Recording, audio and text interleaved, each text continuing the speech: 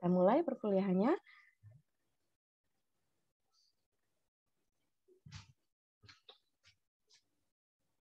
Baru ada 5 orang nih yang on kamera. 7.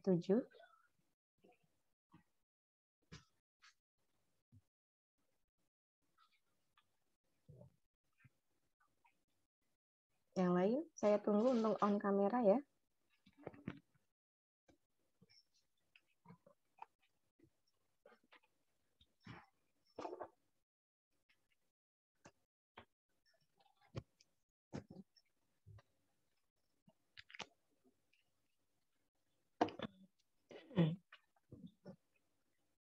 Ya, terima kasih Mbak Azura, Mbak Helga. Saya memanfaatkan Zoom dari kampus ya. Hari ini kita akan kuliah. Mungkin seterusnya juga akan pakai Zoom dari kampus ya, biar lebih mudah dan bisa saya rekam, gitu ya. Baik. Selamat pagi. Assalamualaikum warahmatullahi wabarakatuh. Waalaikumsalam warahmatullahi wabarakatuh. Selamat pagi, Bu. Alhamdulillah, puji syukur hari ini kita bisa berjumpa lagi ya di hari Jumat, di pertemuan keempat. Kita akan melanjutkan perkuliahan materi yang kemarin, yaitu perencanaan apa ya? Minggu kemarin kita sudah membuat perencanaan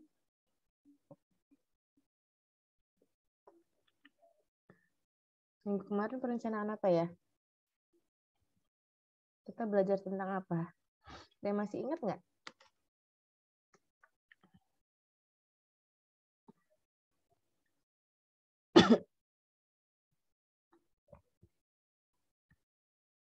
Masih ingat? Perencanaan apa ya? Sebelumnya lagi kalian sebar kuesioner, membuat perencanaan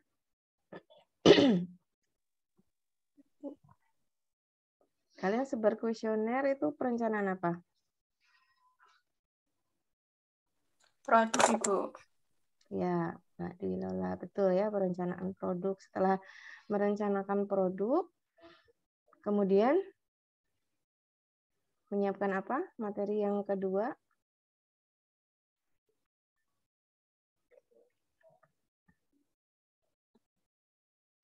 Perencanaan lokasi, Bu. Ya, menentukan lokasi, tempat produksi, layout ya, layout pabrik, dan bangunannya. Seperti itu ya. Menentukan lokasi, kita ada analisisnya ya, dan yang mengutamakan adalah analisis biaya ya.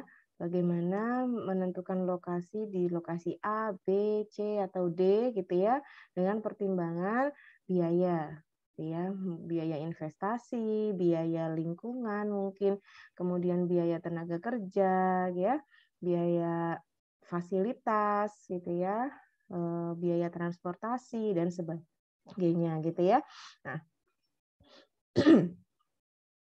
selanjutnya berkaitan dengan manajemen produksi untuk menentukan lokasi ya.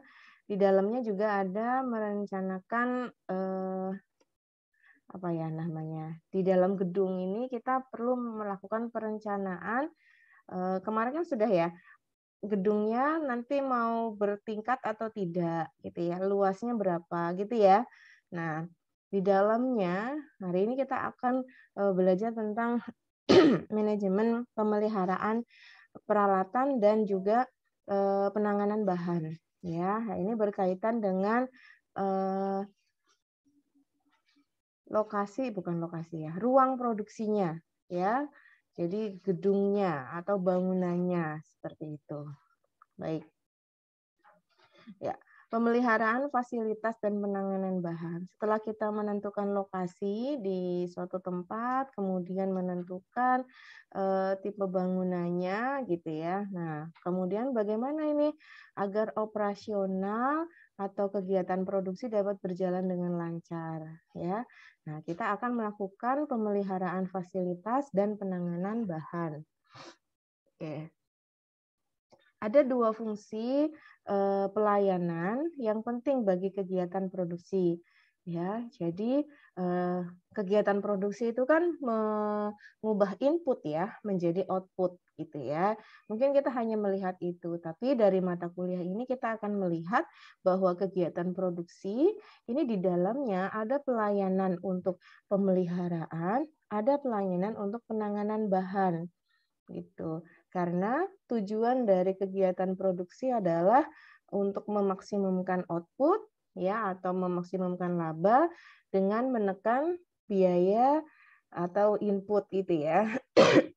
Kan menekan modal seperti itu.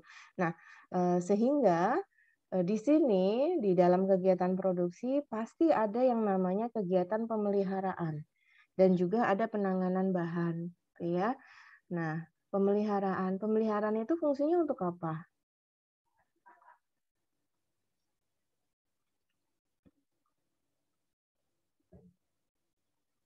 Kenapa ada pemeliharaan dalam kegiatan produksi? Ada yang bisa jawab?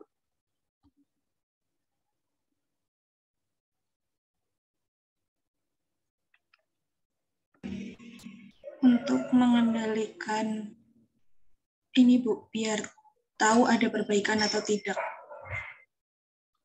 Ya, oke ya. Pemeliharaan fungsinya adalah agar kegiatan produksi dapat berjalan secara kontinu gitu ya, sesuai dengan pola atau pola produksinya seperti itu ya. Jadi betul ya Mbak Kasih ya, tadi pemeliharaan itu untuk tahu ada kerusakan atau tidak gitu ya. Karena ketika ada kerusakan maka proses produksi akan terhambat gitu kan ya. Nah, oke. Kemudian ini pemeliharaan. Nah, pemeliharaan yang baik maka akan menjamin fasilitas produksi beroperasi secara efektif. Kaitannya dengan untuk menghasilkan output gitu ya. Dan juga untuk menekan biaya input gitu ya. Karena dari pemeliharaan ya fasilitas-fasilitas yang kita buat kan sudah kita desain ya kemarin di layout gitu ya. Kita desain agar seefektif dan seefisien mungkin gitu kan. Nah, sehingga tujuan pemeliharaan itu agar sistem operasi yang ada di pabrik itu ya di perusahaan itu berjalan sebagaimana mestinya ya dan untuk mengendalikan biaya gitu ya untuk pencegahan maupun perbaikan jika terjadi kerusakan. Oke, mungkin ya kalau misalnya kita membuat proposal bisnis biasanya tidak masuk biaya pemeliharaan alat ya.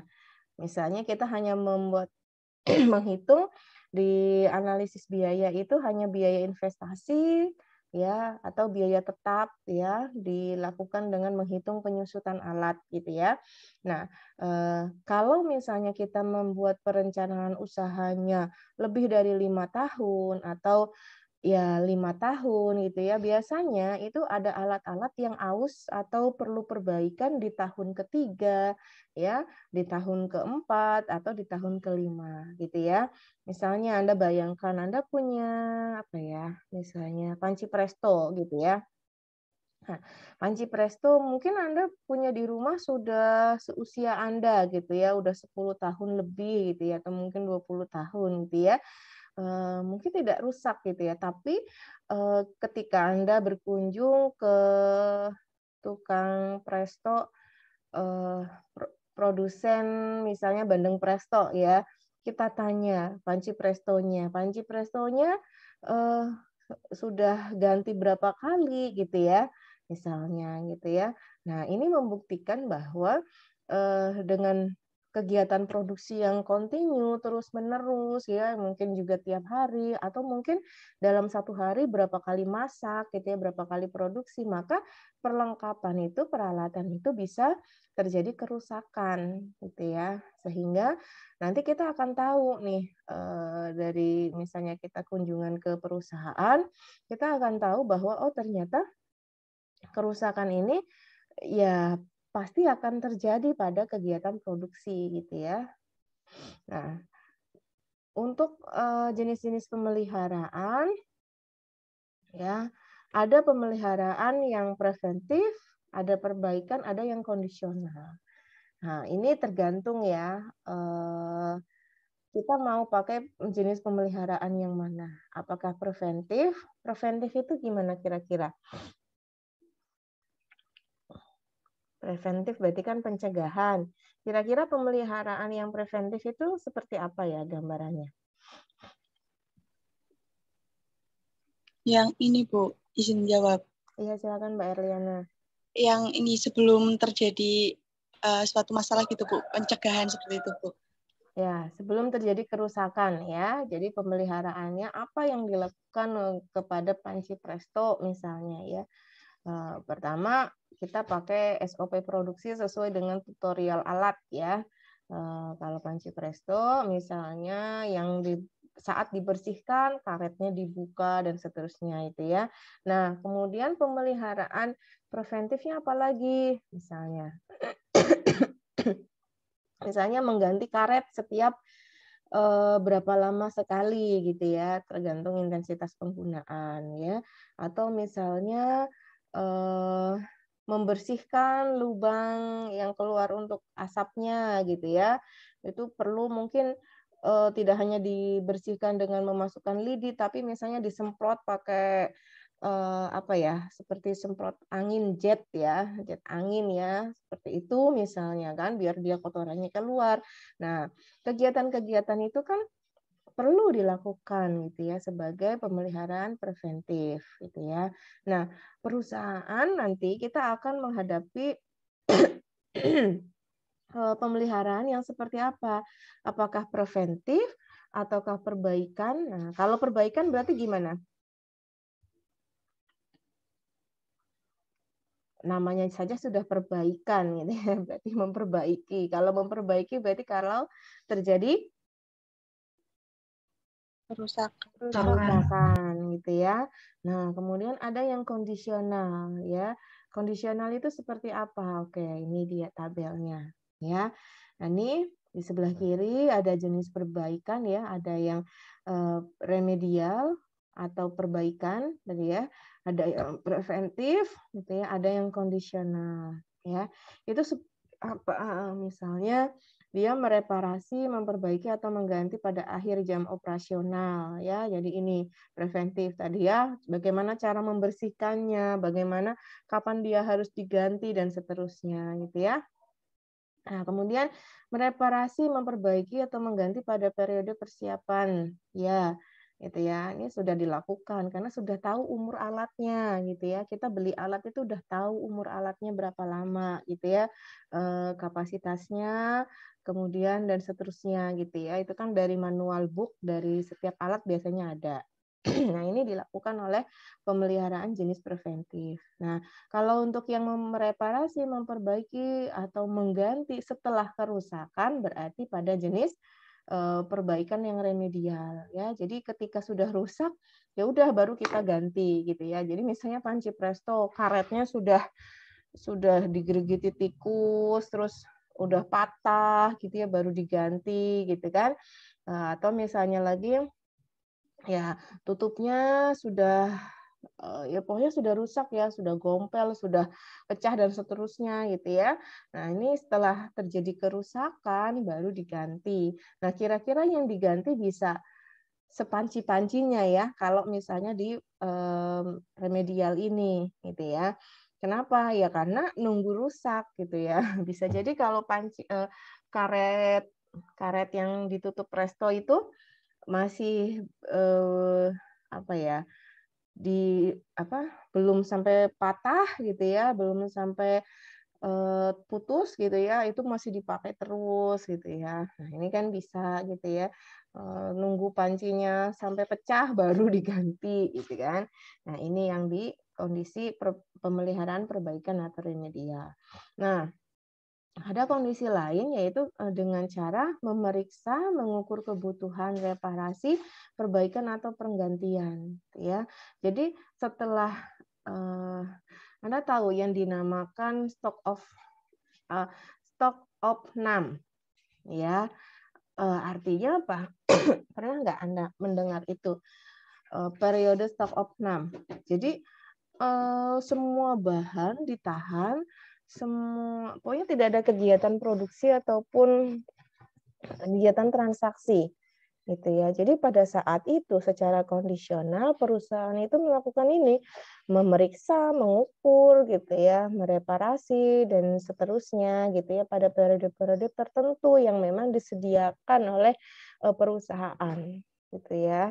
Nah, itu salah satu contohnya juga ya. Saya pernah gitu ya, saya mau belanja gitu ya ke supplier, perusahaannya ternyata lagi stok opnam. Sekitar 2-3 hari. Lama sekali ya. Ternyata apa sih yang dilakukan? Dia mau mengecek lagi kualitas bahan, dia mengecek lagi kondisi perlengkapan, peralatan gitu ya, didata lagi dan seterusnya gitu ya. Oh, ternyata perlu ya untuk perusahaan-perusahaan besar itu melakukan hal tersebut dan waktunya itu tidak 1 jam 2 jam gitu ya, tapi sampai berhari-hari gitu ya. Nah, ini jika kita buat tabelnya ya, tingkat pemeliharaan ini ya, umurnya di sini ya, waktu ya di sebelah kanan atau pemeliharaan ya, tingkat pemeliharaannya. Nah, kemudian sumbu Y-nya adalah biaya. Nah, kalau pemeliharaan sebentar. Ya. Pemeliharaan yang preventif gitu ya. Dia jenis pemeliharaannya ini, gitu ya. Tapi kalau pemeliharaan korektif, nah, tingkat pemeliharaan biayanya akan seperti ini, gitu ya. Jadi apa namanya berbeda, gitu ya. Oke, ini contohnya saja. Oke, sekarang kita lanjut ke contoh, gitu ya. Perusahaan bergerak dalam elektronika ya mempunyai 100 mesin ya pengetesan laser. Jadi diketahui biaya pelaksanaan pemeliharaan preventif untuk satu mesin itu 20.000. Biaya suatu kerusakan itu 100.000 ya. Nah, kemudian dibuatlah probabilitasnya ya, fungsi waktu sejak reparasi sebelumnya. Itu seperti ini, probabilitas untuk kerusakan ya. Bulan setelah pemeliharaan pertama kerusakannya 0,25 ya, seperempat dan seterusnya gitu ya. Nah, ketika ada jumlah mesinnya ini ya, waktu sebelum rusak ya, maka jumlah bulan dioperasikannya akan seperti ini. Ya, jadi rata-rata umur mesinnya adalah 3,5 bulan itu sebelum rusak. Nah, sehingga jumlah rata-rata kerusakan dalam 1 bulan akan menjadi 100 dibagi 3,5 bulan, ya.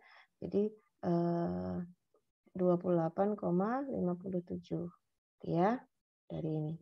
Dari 100 mesin ya, dari 100 mesin dibagi rata-rata umur mesin. Ya. Nah, ini umur mesin biasanya kita akan tahu ya. Nah, kapan sih kebijakan perbaikan ya dengan cara menghitung biaya bulanan total ya adalah pembagian biaya semua reparasi mesin dengan jumlah bulan yang diperkirakan antara kerusakan-kerusakan ya, yaitu misalnya ini 2 juta per bulan ya. Nah, maka 2 juta per bulan ini masuk ke biaya pemeliharaan, masuk ke struktur biaya perusahaan ya.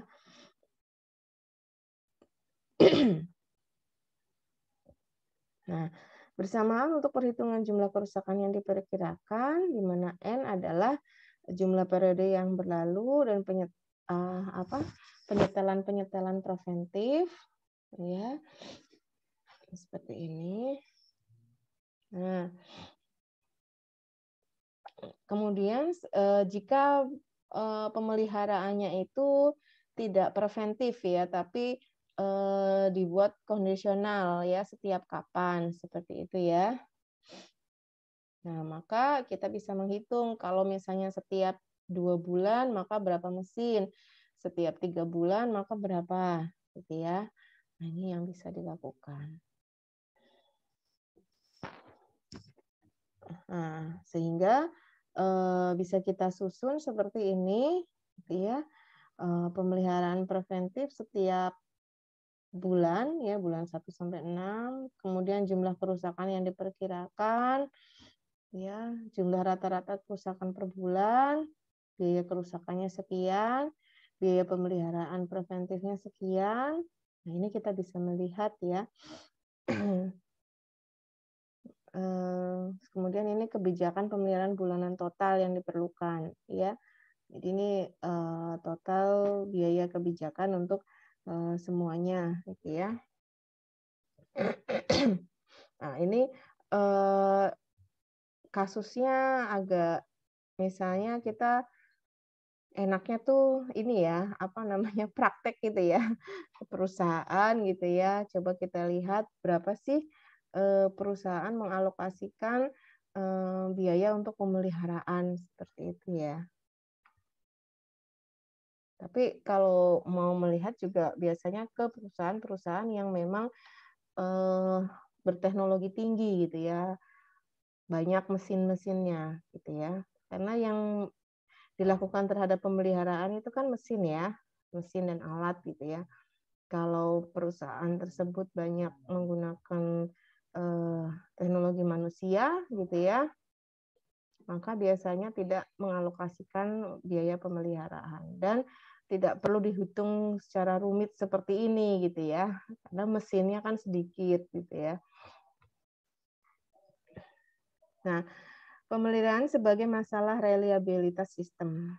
Jadi maksud utama dari pemeliharaan adalah untuk memelihara ya kelayakan dari sistem, gitu ya. Nah, pemeliharaan ini memiliki 2 kategori kebijakan pokok. Yang pertama, kecenderungan untuk mengurangi frekuensi kerusakan, ya.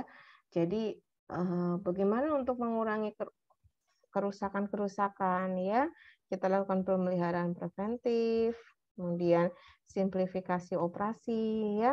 Jadi tadi yang operasi yang tahapnya panjang gitu ya, kita apa ya, simplifikasi gitu ya. Misalnya juga ada kegiatan penggantian awal ya, dan seterusnya.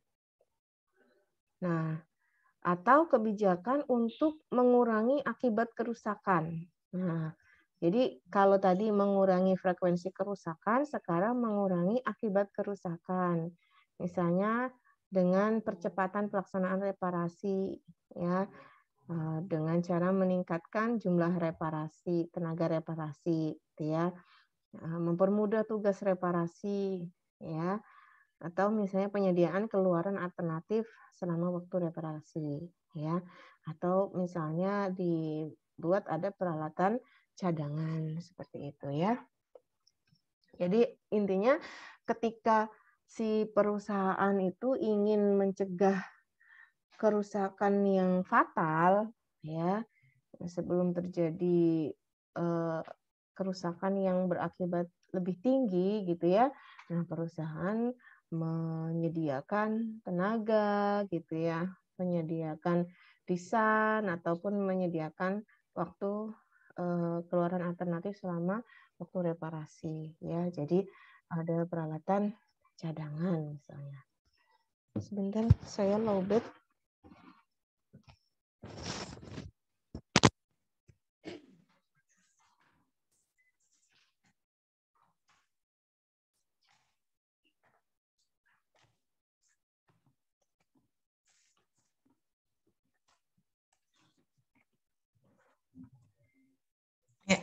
Nah, kemudian yang kedua, ya, setelah pemeliharaan, kita akan membahas tentang penanganan bahan atau material handling. Apa itu material handling? Ya, bagaimana mengatasi atau menangani bahan, ya. Nah, setiap jenis penanganan atau transportasi bahan adalah tidak produktif dalam artian kegiatan tersebut tidak mengubah bentuk produk. Artinya apa? Jadi kita nanti akan menentukan dalam operasional produksi itu kita menggunakan alat-alat yang seperti apa untuk penanganan bahan gitu ya, atau kita bisa bilang alat transportasi di dalam operasi produksi gitu ya, atau operasi perusahaan. Nah, biaya penanganan dapat ditekan melalui penghapusan kegiatan, mekanisasi dengan konveyor atau truk, atau pembuatan penanganan yang diperlakukan lebih efisien. Jadi Anda bayangkan penanganan bahan itu artinya misalnya nih, kita produksi apa tadi ya? Bandeng presto ya. Kita produksi bandeng presto berapa ekor ya sekali masak. Nah, bagaimana memindahkan bandeng presto mulai dari bandeng segar gitu ya. Bandeng segar sampai bisa masuk ke panci presto itu bagaimana? Ya, bagaimana alat transportasinya, penanganan bahannya pakai apa saja? Apakah cukup misalnya pakai tampah gitu ya, atau perlu pakai keranjang ya, pakai truk gitu ya. Truk itu dalam artian bukan yang harus outdoor ya, truk di dalam pabrik juga ada gitu ya, atau misalnya pakai konveyor gitu ya, ikannya dicuci otomatis, terus masuk ke tahap yang apa misalnya pembuangan sisik misalnya, atau kemudian apa gitu ya pakai konveyor gitu ya. Nah, kita akan melihat satu persatu. Nah, ini beberapa macam peralatan penanganan bahan ya, misalnya konveyor. Ini ya. Konveyor itu kita menggunakan pemindahan secara horizontal ataupun bisa vertikal antara dua tempat tetap atau dengan rute perpindahan yang tetap. Ya, misalnya ini yang konveyor ya. Ini ya, yang botol minuman. Ini mulainya dari apa? Mulainya dari botolnya diapain dulu? Disterilisasi dulu gitu ya. Terus kemudian diisi minumannya gitu ya, diisi minumannya, kemudian ditutup, setelah ditutup disterilisasi lagi gitu ya, terus masuk ke tahap pelabelan gitu ya, terus dikemas gitu ya, itu kan ini ada tahap-tahap. Nah, semuanya itu penanganannya itu pakai konveyor, sistem konveyor gitu ya. Nah, ini sifatnya harus Anda tahu ya. Nah, kemudian truk. Nah, ini yang saya bilang, truk itu kita bayangannya nggak hanya truk yang di kanan ini ya. Truk juga bisa dilakukan untuk di indoor gitu ya, di dalam pabrik gitu ya. Nah, ini mungkin kita sering mengetahui ini sebagai apa? Troli gitu ya. Ya, troli itu ya sistem truk gitu ya. Sistem truk gitu. Nah, kalau sistem truk, kita akan memindahkan barang, bukan beda pasti dengan yang ini konveyor. Ya, konveyor itu sistemnya seperti ini atau seperti ini juga sama. Maka ini ciri-cirinya adalah dua tempat yang tetap. Ya, ini ciri-cirinya tetap. Nah, kalau yang truk itu tidak tetap ya, kita mau memindahkan dari tempat A ke tempat B, lalu ke tempat C gitu ya. Kalau konveyor itu kan tetap ya, dari A maka ke B maka ke C gitu ya. Tapi kalau truk ya bebas gitu ya. Misalnya dari tempat A ke tempat B, lalu dia mengambil lagi dari tempat D ke tempat C dan seterusnya gitu ya. Nah, ini. Macam yang ketiga tuh ada yang namanya sistem derek ya, atau kerekan ya. Dia itu ciri-cirinya memindahkan secara vertikal ataupun lateral ya dalam ruangan dengan kepanjangan atau kelebaran yang terbatas gitu ya. Jadi misalnya ini dari bawah ke atas gitu ya. Ini juga ya dari misalnya lantai 1 ke lantai 2 gitu ya. Nah, atau yang lateral seperti ini ya, geser dari sebelah kiri ke yang sebelah kanan gitu ya. Seperti ini. Nah, ini beberapa contohnya ya, macam-macamnya. Nah, bagaimana perusahaan harus memilih tipe peralatan penanganan bahan gitu ya. Misalnya mungkin untuk skala industri yang mikro mungkin bisa pakai yang ini gitu ya, ketika produksinya udah besar ya. Tapi kalau sudah industri yang kecil ya udah mulai ke sini misalnya ya, udah mulai pakai konveyor gitu ya. Nah, mungkin juga gitu ya dengan skala industri yang lebih besar lagi udah pakai sistem derek gitu ya dan seterusnya. Nah, jadi untuk memilih tipe peralatan ini bisa dilihat pertama adalah jalur pengangkutnya. Jalur pengangkutannya itu tetap atau tidak. Ya, kalau tetap bisa ke konveyor gitu ya. Jika tidak, maka bisa pakai sistem truk gitu ya. Atau misalnya sifat objek yang diangkut. Ya, sifat yang diangkut itu seperti apa gitu ya. Bila angkut bahan-bahan bisa memperhatikan ukuran, bentuknya, beratnya, dan sebagainya. Atau misalnya jika bahannya cair, maka menggunakan pipa misalnya. Ya. Kemudian yang ketiga, memperhatikan lagi faktor karakteristik bangunan. Ya. Kapasitas beban lantai, ya, ketinggian atapnya, bertingkat atau tidak, dan seterusnya. Ya, misalnya kapan sih kapan sih menggunakan sistem lift, ya, kapan menggunakan eskalator gitu ya. Nah, tentu harus memperhatikan gitu ya. Kalau produsen barang presto skala mikro gitu ya, perlu tidak? Tentu tidak gitu ya. Karakteristik bangunannya tidak bisa untuk lift dan seterusnya gitu ya. Nah, kemudian memperhatikan juga keadaan ruangan yang tersedia ya. Misalnya ruangannya sempit namun atapnya tinggi, maka bisa pakai sistem derek gitu ya. Kemudian kapasitas peralatan penanganan yang diperlukan. Ya, ini juga menjadi faktor pertimbangan. Nah, kemudian intinya ya, sistem penanganan bahan otomatik itu nanti ada 2 ya. Ada yang guide rail atau guide wire gitu ya. Yang pertama, jadi sistem mekanikal dan menggunakan rel yang menempel pada sisi ganggang untuk mengendalikan truk tetap pada jalur. Ya, kalau yang kedua, dia lebih otomatis sepenuhnya. Jadi menggunakan peralatan elektronik, jaringan kabel yang ditanam, kabel berkomunikasi secara elektronik dengan truk atau operator.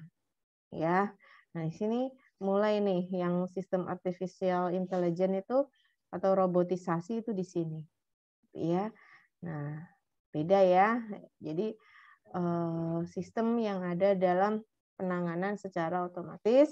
Ini ada yang sistemnya tetap ya pada jalur yang tetap, ada yang pakai sistem terhubung pada operator ya. Ya, demikian untuk materi hari ini. Ada diskusi?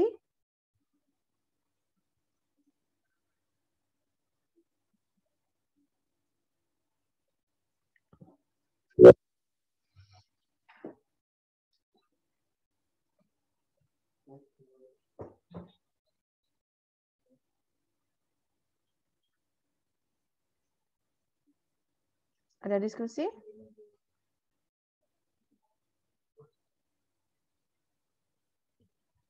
Coba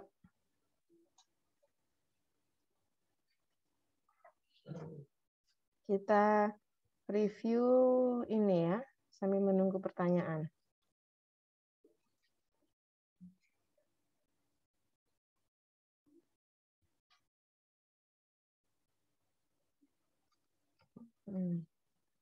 Sudah semua ya?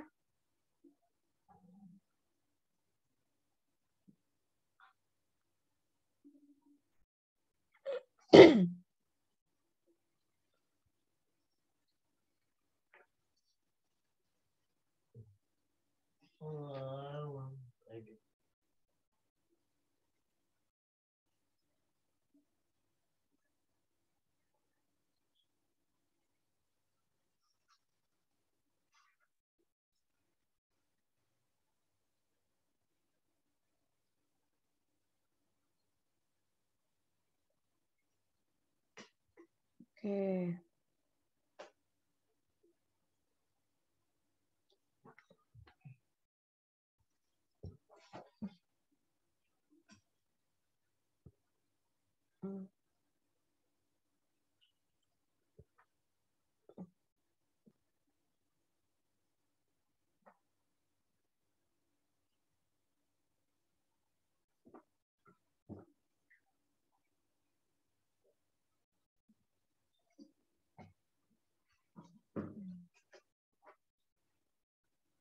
Oke, ini yang keripik salak ya.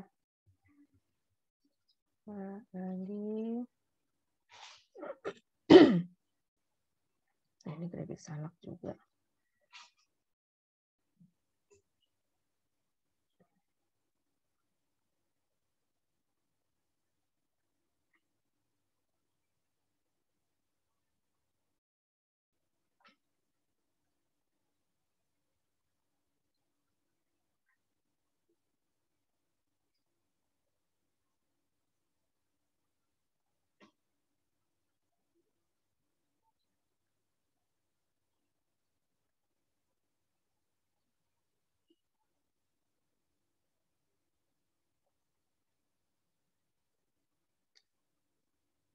Ini kalau ini jawabannya apa nih? Skala 1 sampai 5-nya. Sangat setuju sampai sangat tidak setuju ya?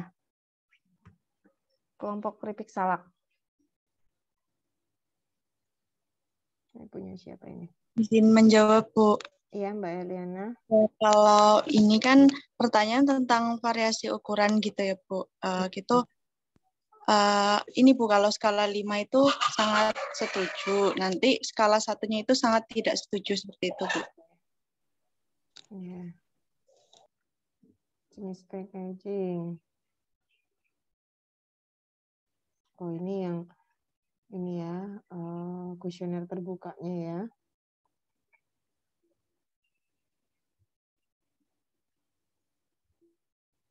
Oke, rata-rata baru sampai tahap hasil ya, interpretasi. Oke, nanti kita bisa kembangkan dengan pembahasan ya.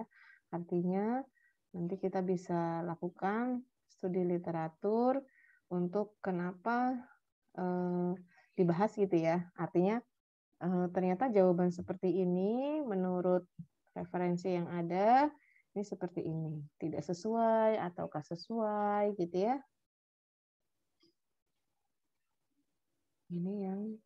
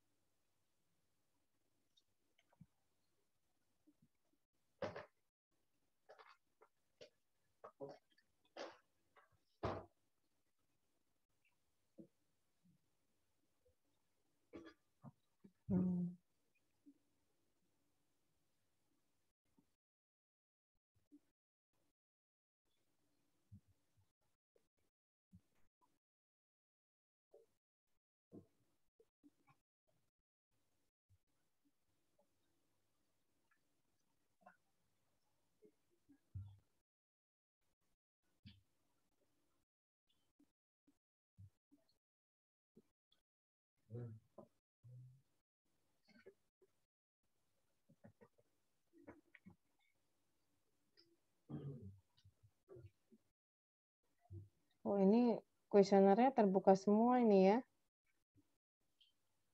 Oh, ini udah masuk ke atribut mutu dengan skala. Ini ada yang skala 1 sampai 7, ini bedanya apa ini untuk keripik pisang? Mbak Silviani dan kawan-kawan.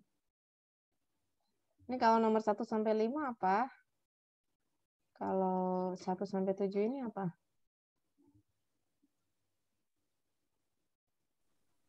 Izin menjawab, Bu. Iya. Untuk Mbak yang Silviani. 1 sampai 5 itu, kita bertanya pendapat responden seberapa penting mengonsumsi buah bagi masing-masing individu. Terus untuk yang skala 1 sampai 7 itu, seberapa sering responden mengonsumsi buah setiap minggunya, Bu? Yang nomor 1 tidak pernah. Apa gimana? Yang nomor 1 kali dalam seminggu, yang nomor 7 kali dalam seminggu. Oh, jadi setiap hari ya. Iya, Bu.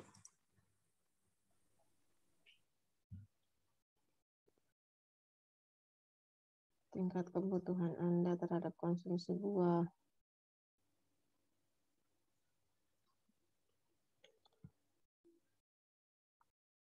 Nah, ini sekarang skalanya 10. Oke.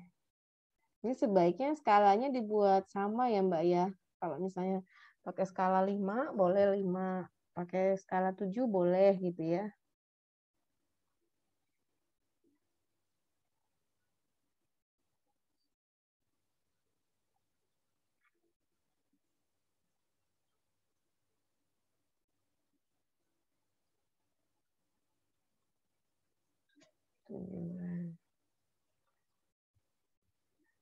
Timbangan.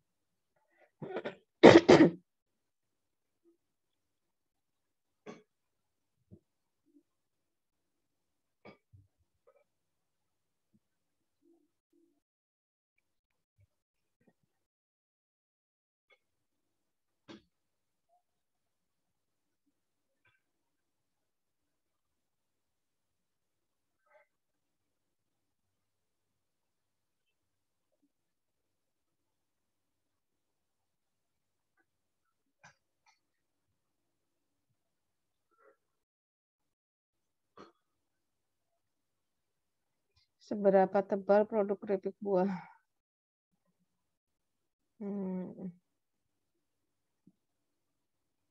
Seberapa tebal? Perlu nggak ya pakai seberapa tebal? Nah, ini mungkin ini ya. Seharusnya ketika Anda membuat daftar pertanyaan ini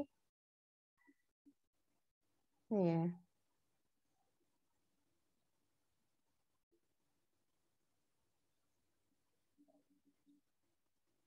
Ini daftar pertanyaan ini Anda juga sudah melakukan studi literatur, analisis preferensi dari produk Anda gitu ya. Kenapa? Karena nanti apa sih yang ditanyakan gitu ya, atribut mutunya seputar apanya gitu ya.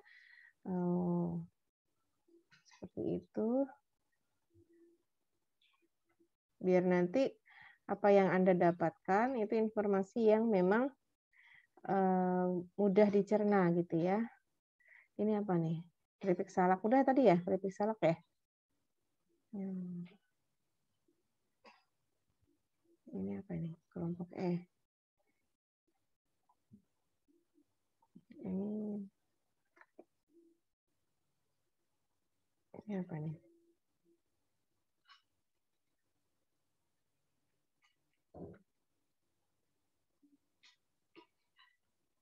Fruit milk.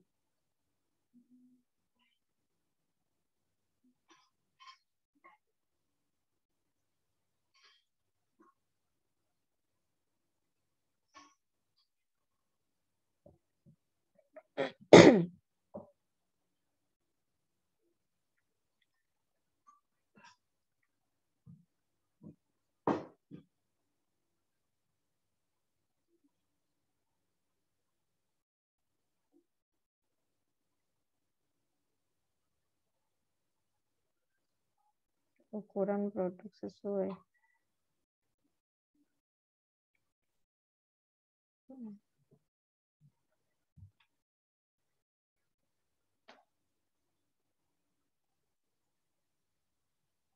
Oh, Anda tanyakan ukurannya dari ini ya, harganya sesuai ukurannya.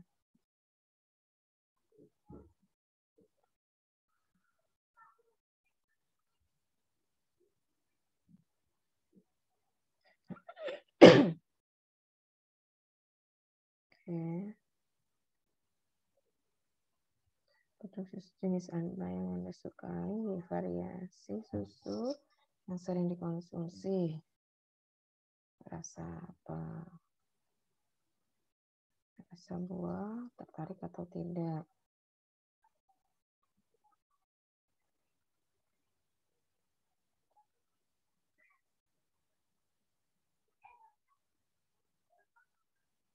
Oh, ini kebalikan ya, yang ditanya yang tidak disukai.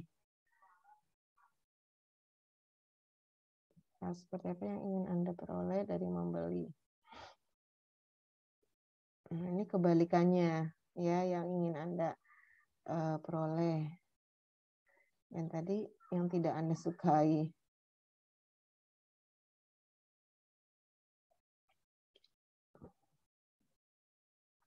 Ini lampirannya mana ya?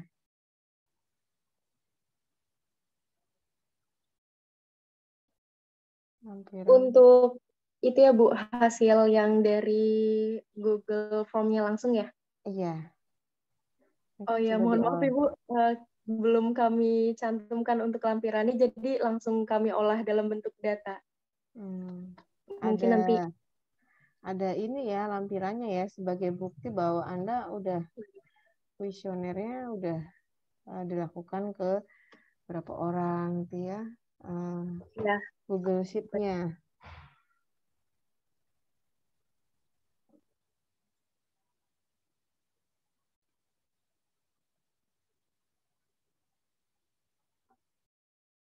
Ini yang apa ini? Ini kelompok C. Ya, Bu, ini kelewat. Ini apa? Mengandung MSG. Keripik buah. Ini keripik buah apa ini?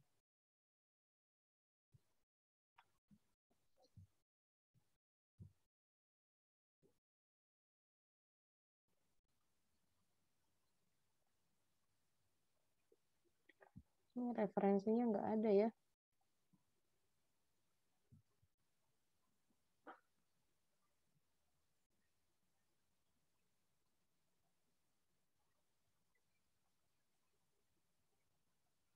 Oh, ini yang tadi ya.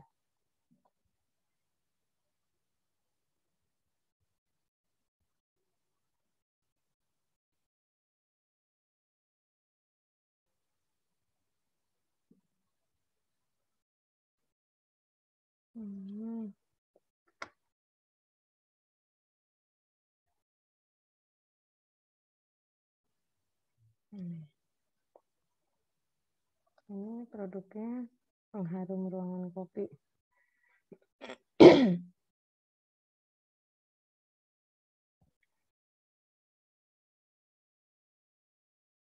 Menjadikan pengharum ruangan sebagai kebutuhan mingguan atau bulanan yang masuk dalam daftar belanja. Oke.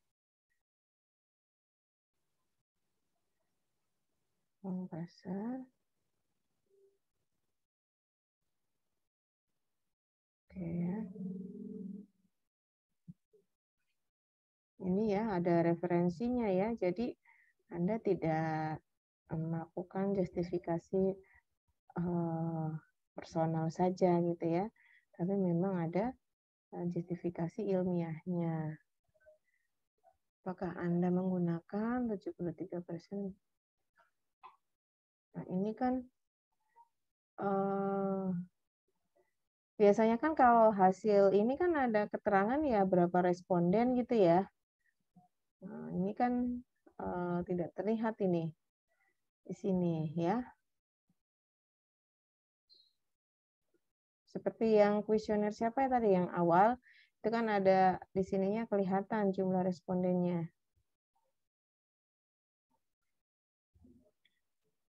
Berapa lama idealnya pengharum ruangan? Nomor 1 dan 2, 1 bulan. 2 bulan. Nah, ini dari mana nih? Oke, 1 bulan dan 2 bulan. Pengamatan di pasar atau gimana?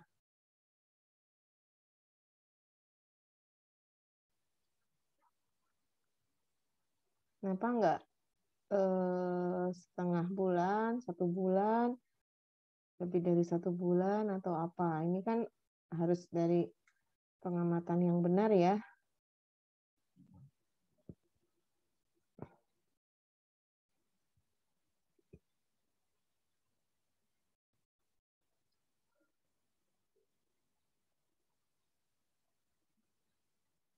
Nah, ini untuk kalau kayak gini berarti tetap perlu lampiran ini karena Bu Ina nggak tahu nih seberapa banyak, seperti apa kuesionernya.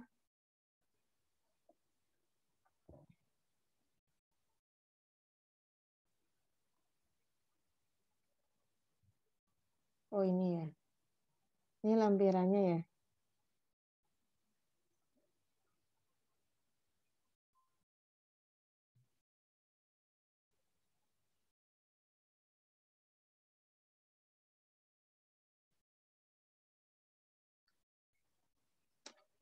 Nah, ini lampirannya. Oh, kok setelah lampiran daftar pustaka? Daftar pustaka itu kan setelah kesimpulan. Lampirannya banyak pertanyaan ya. Tidak lampiran hasil kuesionernya. Ini juga ya. Jadi perlu dilakukan.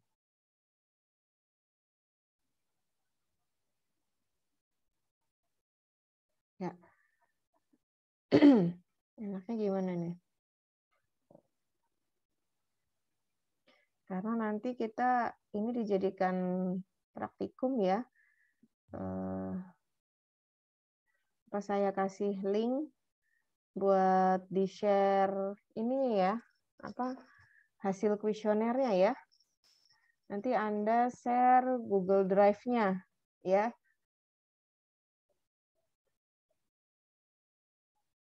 Gitu ya, Mbak ya. Nanti saya buat di sini.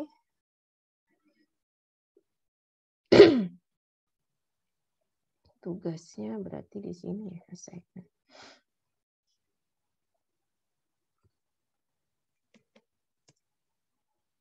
Bukti kegiatan survei desain produk. Silakan submit Google Drive untuk survei online.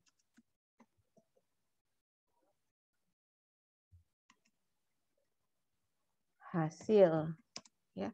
Jadi yang ini loh spreadsheet-nya ya.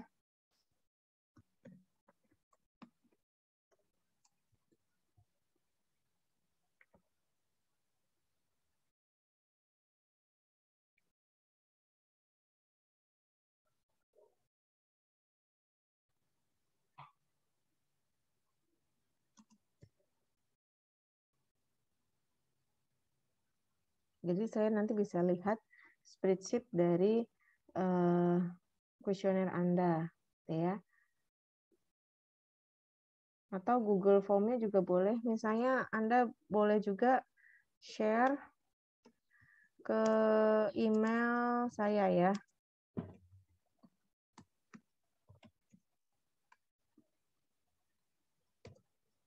Gitu ya.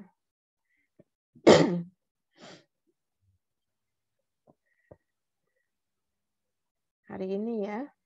Sampai jam nanti malam deh. Ya. Online text.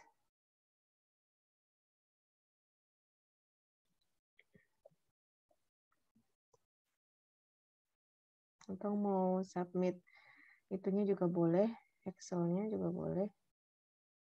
online text untuk nulis linknya, ya.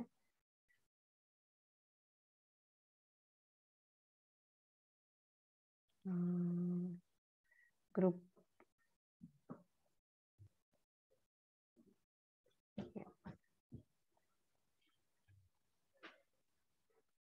Ya, untuk hari ini ya, silakan share ya hasil kuesionernya. Ini untuk 10 grup. Baik, itu rasanya cukup dari saya untuk kuliah dan review praktikum. Ada pertanyaan? Sudah cukup jelas ya? Jadi silakan nanti Google Form-nya boleh, spreadsheet-nya boleh, gitu ya. Di-share ke email saya, linknya dicantumkan di itu penugasan yang hari ini. Gitu ya. Ada diskusi untuk pertemuan hari ini?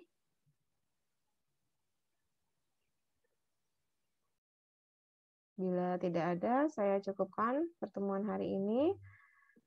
Sehat untuk kita semua, semoga senantiasa sehat dan semangat untuk perkuliahannya. Kita bertemu lagi di pekan depan insya Allah. Saya pamit. Assalamualaikum warahmatullahi wabarakatuh. Waalaikumsalam warahmatullahi wabarakatuh. Terima kasih, Bu. Terima kasih, Bu.